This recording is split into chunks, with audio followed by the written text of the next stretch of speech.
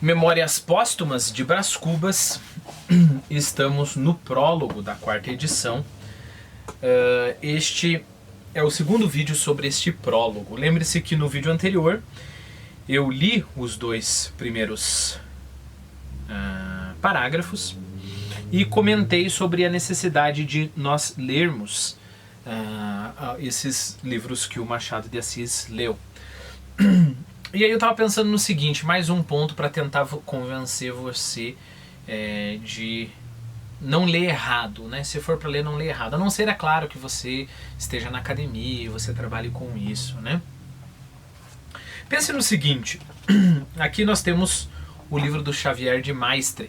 Em francês é Xavier de Maistre, se eu não me engano. Deixa eu só, eu até anotei, coloquei a transcrição fonética ali no Quizlet para você. Xavier de Maistre, né? Eu sou bem displicente assim, para nomes estrangeiros, né? Repare que frequentemente a gente faz uma coisa meio esquizofrênica, né? Então a gente não faz nem o da língua, e nem o da língua original, e nem o da nossa língua, e dependendo da língua a gente, se é alemão, a gente pronuncia mais diferente. Então fique mais livre assim, né? Então você pode ler o que está escrito aqui, Xavier de Maistre, né? Ou Xavier de Maistre. Então vamos supor que o Machado de Assis foi ler esse livro.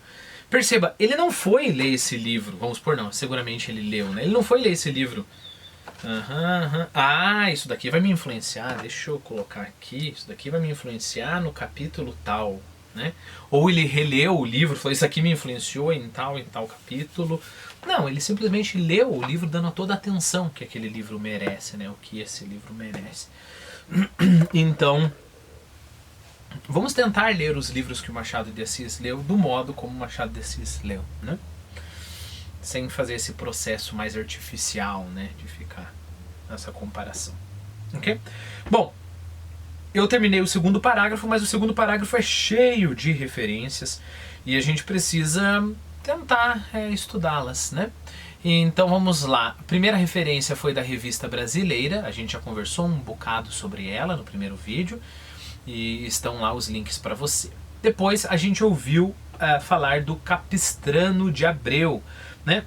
Repare, Capistrano de Abreu, noticiando a publicação do livro, perguntava: as Memórias Póstumas de Brás Cubas são um romance? Então quem que é o Capistrano de Abreu? Bom, Capistrano de Abreu viveu de 1853 a 1927, então bem contemporâneo do Machado de Assis, só morreu bem mais tarde, né? Viveu bem mais que o Machado de Assis. Então foi um dos primeiros grandes historiadores do Brasil. Produziu ainda nos campos da etnografia e da linguística. A sua obra é caracterizada por uma rigorosa investigação das fontes e por uma visão crítica dos fatos históricos. Seria interessante ler o Capistrano de Abreu, né? Repare que a nossa história, em diversos aspectos, decaiu muito, né? A gente filtrou muito a história, simplificou a história, mastigou a história, pelo menos a história que chegou até a gente na escola, né? Ela já vem filtrada por um grande viés crítico, né? Então como que a gente pode criticar o passado, né? E como que nós podemos melhorar? E é interessante ver um historiador com uma outra mentalidade, assim, né? Quando da criação da Academia Brasileira de Letras, recusou participar do seleto grupo que constitui os primeiros imortais das letras nacionais, alegando ser avesso às instituições com essas características e acreditando que a sociedade humana já seria mais que o suficiente para suas relações de sociabilidade. Então, que mané Academia Brasileira de Letras o quê? Eu já interajo com um monte de gente, não preciso ficar participando de um grupinho aí. Capistrano se distanciou em vida desses ambientes intelectuais e de legitimação, né? Porque, querendo ou não, é um ambiente de legitimação, né? Olha, eu sou parte da Academia Brasileira de Letras. Mas é claro, Machado de Assis, que criou a academia, não concordaria, né? Falaria, não, é um lugar onde grandes mentes podem interagir e um ajudar o outro, né? E aí eu coloquei mais uma notinha sobre Capistrano. Talvez essa seja a notinha que esteja lá na Academia Brasileira de Letras, no site. Não pode ser, né? Porque No site da academia eles colocam só biografia dos imortais, eu acho. Bom, mas historiador João Capistrano Honório de Abreu nasceu na cidade de Maranguape em 25 de outubro de 1853. Fez seus primeiros estudos em rápidas passagens por várias escolas. Em 1869 viajou para o Recife, onde cursou Humanidades. E aí continua, tem ali uma historinha para você ler, né? Só essa parte aqui é interessante. Em 1879, então nós estamos aqui na época, né, do lançamento do Memórias Póstumas, foi nomeado oficial da Biblioteca Nacional, lecionou Corografia e História do Brasil no Colégio Pedro II, nomeado por concurso em que apresentou teses sobre o descobrimento do Brasil e seu desenvolvimento no século XVI. Aí fala sobre a Academia Brasileira de Letras, que ele recusou-se. Dedicou-se ao estudo da história colonial brasileira, elaborando uma teoria da literatura nacional. Olha que interessante, ele elaborou uma teoria da literatura nacional, tendo por base os conceitos de clima, terra e raça, que reproduzia os clichês típicos do colonialismo europeu acerca dos trópicos, invertendo todavia o mito pré-romântico do bom selvagem. Então basicamente ele era adepto, pelo menos simplificando com essa notinha, né, da mesma escola que o Aloysio Azevedo era adepto, né? Então olha, a terra, o clima dita o que a raça é, né? Que são as ideias que estavam em voga ali no século XIX, né? Só que uma das ideias que estava em voga é a do bom selvagem, né? O homem é bom, a sociedade que o corrompe. Nisso o Capistrano de Abreu não concordava, né? Com isso ele não concordava.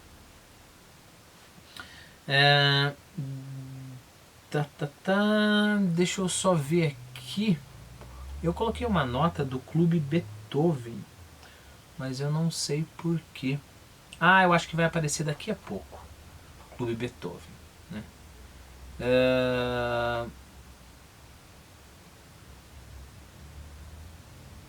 Vamos ver. Eu não sei por que eu coloquei o Clube Beethoven aqui.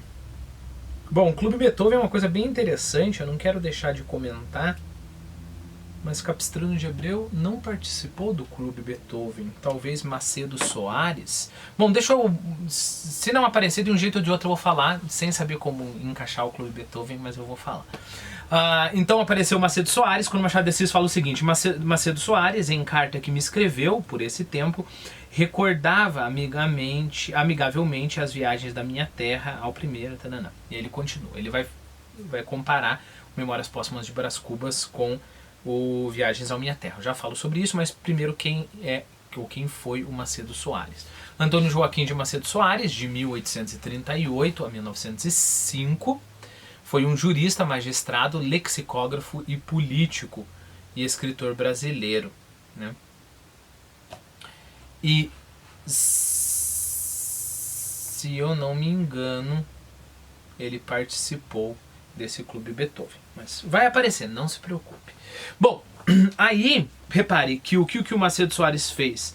Ele recordava amigavelmente Viagens na Minha Terra. O que é Viagens na Minha Terra? É claro, é um livro que foi escrito em 1846, então ali uns bons 40 anos, né? Menos, uns 30 e poucos anos antes da publicação do Memórias Póstumas. Livro da autoria de Almeida Garrett, obra na qual se misturam o estilo digressivo da viagem real, que o autor fez de Lisboa a Santarém, e a narração novelesca em torno de Carlos e Joaninha. Okay?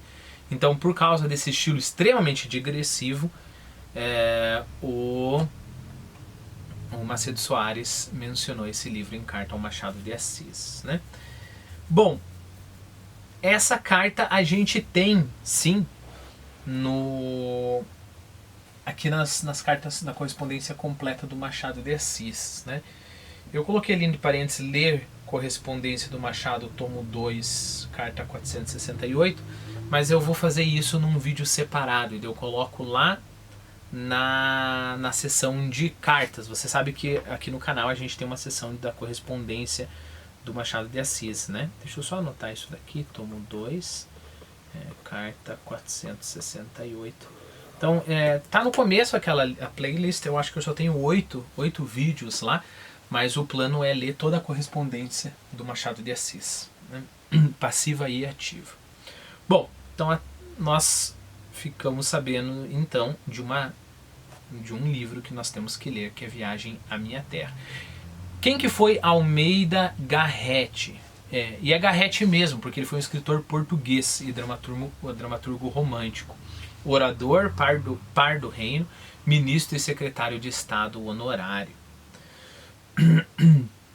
Grande impulsionador do teatro em Portugal, uma das maiores figuras do romantismo português. Foi ele quem propôs a edificação do Teatro Nacional de Dona Maria II e a criação do Conservatório de Arte Dramática.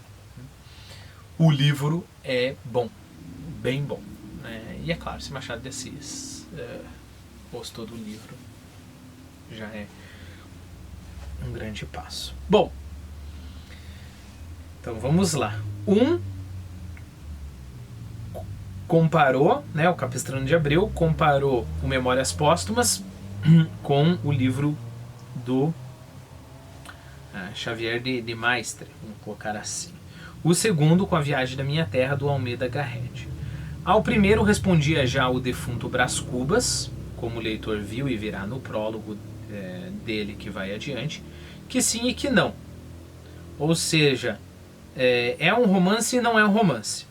Era um romance para uns e não para outros. Quanto ao segundo, quer dizer, comparar com Viagens à Minha Terra, na Minha Terra, assim se explicou o finado. Trata-se de uma obra difusa, na qual eu, Brás Cubas, se adotei a forma livre de um Sterne. Então, primeiro vamos lá, Quem que é o Sterne? O Sterne, Lawrence Sterne, viveu de 1713 a 1768, então aí mais de um século antes do Machado de Assis, escritor e clérigo anglicano irlandês, famoso pelo seu romance A Vida e as Opiniões do Cavaleiro Tristan Shandy. E aí eu coloquei uma outra notinha ali para você, falando sobre este livro do Tristan Shandy, porque vai aparecer aqui também, Então, A Vida e as Opiniões do Cavaleiro Tristan Shandy. Esse é um outro livro que, olha, eu procurei, pelo menos novo, eu não achei tradução, eu achei só em inglês mesmo, Mas se você buscar em sebo, certamente eu acho que talvez pode ser que você encontre. Foi publicado em 9 volumes, os 2 primeiros lançados em 1759 e os outros 7 a partir dos próximos 10 anos. O livro foi um sucesso junto à crítica. O volume... Olha que interessante, isso vai dar uma boa noção do humor que a gente também vê no Memórias Póstumas, O volume 4 deste livro tem algumas páginas excluídas por determinação do narrador. Então tem lá na página, 50 a 70, não tem essas páginas. Aí você pergunta, por que o autor excluiu essas páginas, O cavaleiro Tristan Shandy, que decide suprimi-las por julgar sua qualidade muito superior a tudo o que escrevera, disse, Então, a explicação dele. A excelência dessas páginas seria um atentado ao equilíbrio e harmonia do livro. Então, o livro é todo harmônico, Ele tem uma qualidade ruim, segundo, é claro, o autor, ironicamente falando. Então ele tem essa baixa qualidade, E aí tem lá no volume 4 umas páginas que seriam muito boas. Aí não ornaria com o resto do livro. Então ele fala, não, vou suprimir que não dá certo não, tem que manter a harmonia, A excelência dessas páginas seria um atentado ao equilíbrio e harmonia do livro, Então isso o Tristan Shandy. Bom, sobre o Xavier de Maistre, eu acho que eu falei já para você, mas vamos lá, Viveu de 1763 a 1852, então morreu quando Machado de Assis já tinha nascido, Foi um escritor francês mais conhecido pelo seu famoso livro, esse daqui, Viagens ao redor do meu quarto e a sua continuação, Expedição Noturna ao redor do meu quarto, né? Viagens em volta do meu quarto. Ao redor do meu quarto, se não me engano, era a tradução tradicional desse livro. Depois ela foi traduzida pela Sandra Stroparo. Essa mulher foi minha professora na universidade, uma ótima professora por sinal. E aí eu lembro que numa das aulas lá ela explicou por que ela mudou o título, só que eu esqueci. Bom,